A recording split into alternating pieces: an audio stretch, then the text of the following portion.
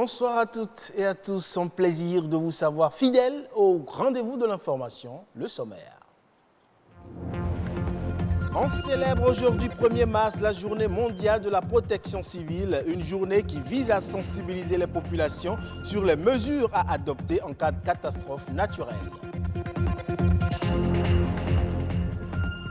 La fréquentation des salles de jeu par des élèves prend de plus en plus de l'ampleur à Cotonou. Une attitude dont les répercussions sur leur rendement scolaire n'est pas négligeable. On en parle dans ce journal. Et enfin, les artistes béninois sélectionnés pour prendre part au marché des arts et spectacles d'Abidjan Massa 2020 s'activent. C'est le cas du salsero Jos Pinto. Nous l'avons surpris en pleine séance de répétition.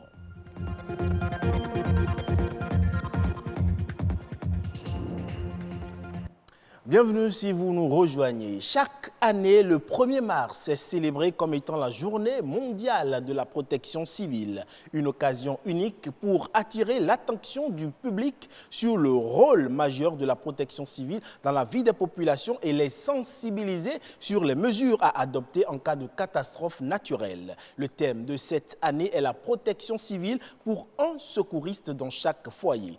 Quel est donc le sens de cette journée et pourquoi se mobiliser pour le renforcement de la résilience face aux catastrophes naturelles? Plus de détails avec Perspective Tossa. La Journée internationale de la protection civile attire l'attention du public sur son rôle majeur dans la vie quotidienne des populations et sensibilise sur les mesures à adopter en cas de catastrophe naturelle. D'où la nécessité pour chaque citoyen de se former et d'être équipé pour apporter les premiers soins.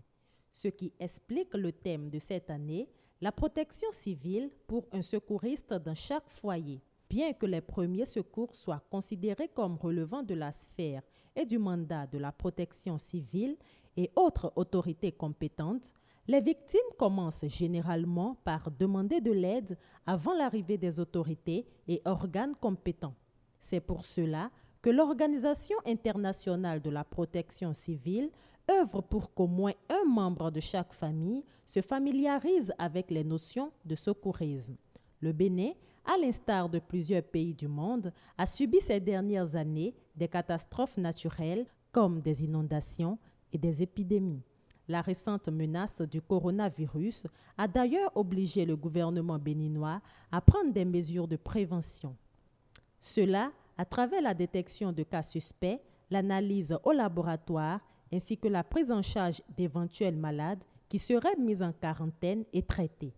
Des mesures qui s'inscrivent assez bien dans le cadre de la Journée internationale de la protection civile. On parle à présent de ce phénomène saisissant dans certaines villes, dans certaines ruelles de la ville de Cotonou. Il s'agit de la présence des écoliers dans les salles de jeu. Une pratique qui gagne en proportion et qui suscite émoi, voire même indignation. Comment comprendre ce type de divertissement et quel est son impact sur la scolarisation des apprenants? Edwige Agossou et Arthur Wando. Dans cette boutique, sur une table, sont exposés 3 postes téléviseurs, des PlayStation, des câbles de connexion reliés au téléviseur et plusieurs manettes. Les joueurs du moment sont tous en tenue d'école. Assis devant les écrans, manettes en main, ils affichent une si grande concentration. Âgés de 14 ans environ, parfois moins, ces apprenants expriment une passion folle pour ces jeux au point même d'oublier le cahier et d'abandonner les cours. Je viens souvent ici pour jouer au ballon, pour jouer au play avec mes amis. J'aime jouer la balle seulement. Je veux jouer avec Cristiano et Messi, Ronaldinho et Suarez. Je vous joue tout ça. Je prends 300 francs par jour je viens ici souvent pour jouer des jeux d'aventure. Je viens souvent ici pour jouer le foot. Moi, mon équipe s'appelle FC Barcelona. Si les promoteurs anti-profit, ils ignorent la provenance de l'argent misé par les écoliers et élèves. Il y a les élèves qui viennent en absence des professeurs à l'école ou bien en cachette pour venir ici. Par jour, j'espère que je gagne au moins 7 à 8 000. Les enfants viennent, mais ils viennent sans kaki. Nous, on sait qu'ils sont des élèves, mais comme nous, on a refusé que le kaki ne rentre pas, s'ils viennent sans kaki, nous, on les autorise à jouer parce qu'on ne les a pas retrouvés en kaki. Mais une fois en kaki, on les rejette dehors. Il y a aussi des élèves qui font la têtue. Il peut quitter l'école et au lieu d'aller à la maison, il va venir s'installer ici. Ou bien il quitte la maison, au lieu de continuer les cours, il peut venir te dire il n'a pas cours ici. Les jeux vidéo aiguisent la concentration, éveillent l'esprit, mais ils ont également d'impact négatifs sur le rendement scolaire des apprenants. Il y a deux sortes d'impacts. Il y a les impacts positifs et les impacts négatifs. Parce que les jeux PlayStation, quand je vais prendre les impacts positifs, ça éveille la conscience des enfants. Je parle du contenu qui est dans ces jeux-là. Parce qu'il y a dans certains jeux PlayStation, il y a des contenus positifs. Donc il faut regarder le contenu qui se trouve dans ces jeux-là. Pour pouvoir, parce qu'il y a certains jeux qui éveillent la conscience, qui donnent l'habileté à des enfants, qui éveillent la conscience des enfants. Mais quand je prends de l'autre côté, le côté négatif, les PlayStation deviennent en quelque sorte des drogues. Parce que quand l'enfant s'adonne à ça, l'enfant n'apprend plus ses leçons, l'enfant ne fait plus ses devoirs civiques et on voit les résultats à la fin de l'année scolaire. Et c'est un échec grandissant au niveau des résultats scolaires. Il est alors important d'encadrer l'usage, car la fréquentation des salles de jeu, surtout en pleine année scolaire, peut contribuer à l'échec, voire entraîner les apprenants à verser dans la dépravation et la délinquance. Parlons culture à présent avec la participation du Bénin au marché des arts et spectacles d'Abidjan Massa 2020 prévu pour se tenir du 7 au 14 mars prochain. Ce rendez-vous continental des arts et de la culture va connaître la présence de 7 troupes béninoises. À quelques jours de l'événement, une équipe de la rédaction est allée voir et vous faire voir, bien entendu, la préparation du salsero Jos Pinto retenu dans la catégorie musique. Junis Setondi et Stanislas Linkman. Ici, Jos Pinto et ses musiciens sont inconciliables. Pas de répit pour eux ces derniers temps. Pour cause, son orchestre fait partie des 22 sélectionnés pour participer au marché des arts et des spectacles d'Abidjan Massa 2020 dans la catégorie musique. C'est une opportunité parce que ne va pas au marché des arts et des spectacles qui veut. Ce n'est pas donné à tout le monde. La preuve, sur 780 candidats et 79 d'artistes sélectionnés dans tous les domaines artistiques et principalement 22 dans la musique, le Bénin se retrouve par ma modeste personne, Jos Pinto. Nous savons que c'est un défi. C'est un défi, c'est un challenge et nous avons obligation de résultat.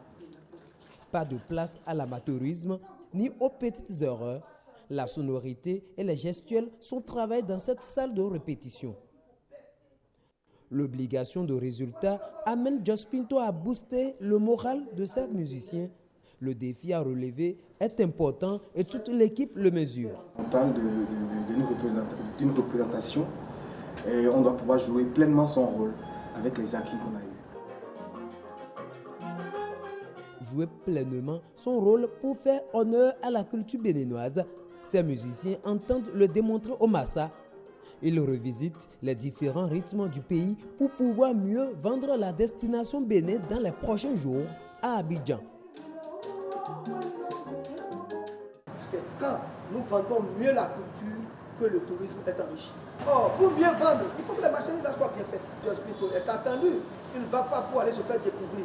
En matière de répercussion pour le Bénin, il y aura des touristes, il y aura des partenaires qui vont dire je vais aller dans ce pays. Celui qui veut au Bénin, il prend un billet d'avion, il paie les taxes aéroportières, il réside dans un hôtel, ils font des marchés, ils se déplacent. Donc ça qui est la valeur qui est sur toute la ligne. Cette année, le Bénin va au marché des arts et des spectacles d'Abidjan avec 7 troupes. Un nombre largement supérieur à celui des éditions précédentes.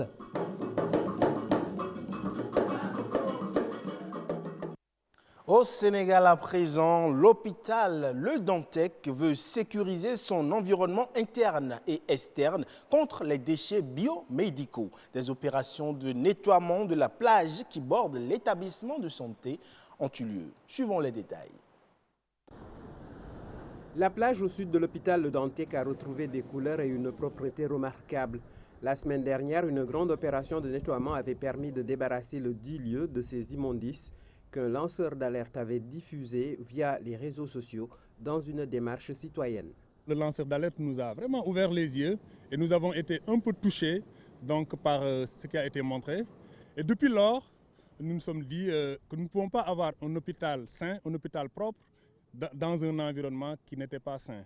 Impossible d'avoir un îlot de propreté dans un océan d'insalubrité. L'hôpital se charge de ses propres déchets biomédicaux et de ceux des structures voisines. Les déchets sont collectés dans les différents coins et recoins de la structure. 2 types de réceptacles sont en usage. L'un, c'est une poubelle avec un sac noir pour les déchets assimilés aux ordures ménagères. L'autre, c'est une poubelle avec un sachet rouge pour les déchets biomédicaux. Une fois les déchets sont collectés dans ces réceptacles, stockés et transportés au niveau de l'incinérateur, à ce niveau aussi, il y a un dernier tri qui est opéré. Après ce dernier tri, l'incinération peut commencer à de très hautes températures, ce qui réduit les matières en cendres biologiquement inertes. Retour sur la corniche qui borde une plage rendue propre. En dehors de Dantec, il y a d'autres structures privées qui sont là, des laboratoires. Il faudrait que tout le monde joue le jeu et qu'on arrive à avoir un système de traitement cohérent des déchets à l'intérieur de nos structures. Nous voudrions que cette plage, à l'image de l'intérieur de l'hôpital, soit maintenue à l'état. L'intérieur de l'hôpital est en profonde mutation. Reprise de bâtiments, revêtement sol, aménagement paysager, un cadre propice aux soins. Côté plage, on n'en a pas encore fini. Il est prévu avec nos partenaires de nettoyer cette plage, de poursuivre le nettoyage de cette plage le 29 et ce nettoyage sera suivi d'un reboisement. Un futur bois en front de mer, ce n'est pas impossible. Il pourrait servir de lieu de promenade, de repos et de contemplation pour malades et accompagnants et plus généralement pour tout le monde. Et ce sera tout pour cette édition. Merci pour votre aimable attention. Bonne fin de week-end à toutes et à tous.